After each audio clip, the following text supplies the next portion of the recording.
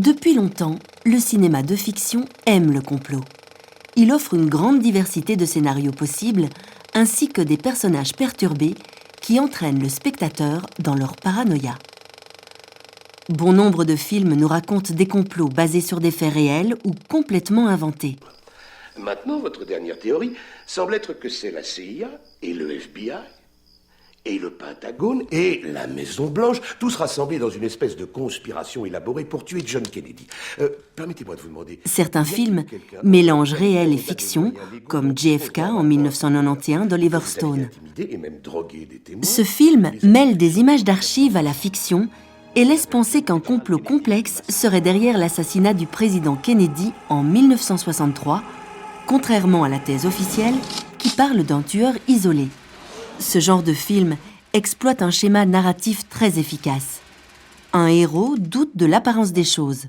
Ses soupçons l'amènent à dévoiler une vérité cachée, comme un secret d'État. 3 balles, un assassin.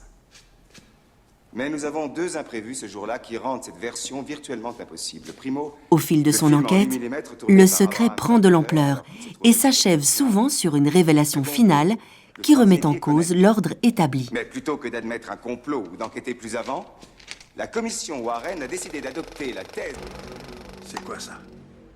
Par exemple, dans le film Ennemi d'État de Tony Scott, un jeune avocat devient le dernier possesseur de l'unique preuve de la culpabilité d'un meurtre politique commis par le directeur de la NSA, l'Agence nationale de sécurité américaine.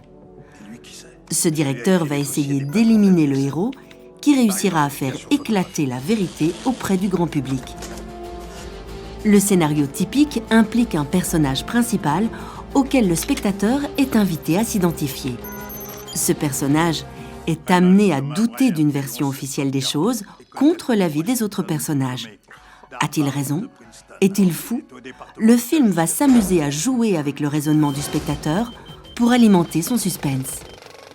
Par exemple, dans Complot de Richard Donner, le personnage principal élabore des théories dont les obscurs complots sont connus de lui seul. Sa paranoïa est transmise au spectateur qui en vient à souhaiter que le personnage ait raison. S'il s'avère par contre que le personnage se trompe sur toute la ligne, le scénario peut être jugé décevant. Pour nous, spectateurs, le renversement de l'apparence des choses est plaisant. Ce mécanisme du dévoilement d'un secret et du renversement d'un ordre établi est banal.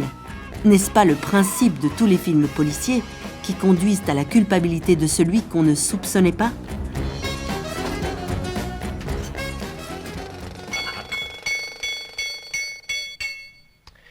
Monsieur le comte voudrait savoir si l'assassin prendra aussi du café. Oh non, mon cher, c'est de la déformation professionnelle. Je trouve même extrêmement gênant. La présence de l'assassin à table. Moi aussi. Comme vous voudrez bien admettre que nous sommes tous les deux hors de cause, ces messieurs ne sont plus que 6. Excusez-moi, monsieur le curé. 6 dont un couchera en prison ce soir. Certaines théories du complot sont parfois recyclées au cinéma. Vous saviez tout ça, et vous n'avez rien fait.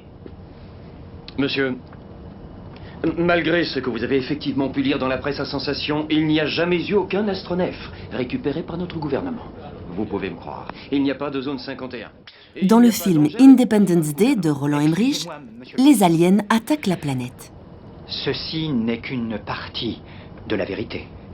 On apprend plus loin dans le film qu'un éclaireur extraterrestre était déjà venu sur Terre à bord d'un ovni en 1947 près de Roswell et que le gouvernement a préféré étouffer l'affaire afin de ne pas créer la panique. Cet élément s'inspire d'une théorie qui existe vraiment. Un vaisseau extraterrestre se serait écrasé et le gouvernement américain le cacherait.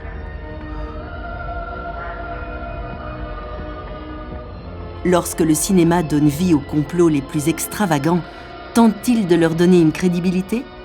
Plus vraisemblablement, le principe même d'une conspiration secrète, comme la présence d'extraterrestres parmi nous, constitue de bonnes histoires.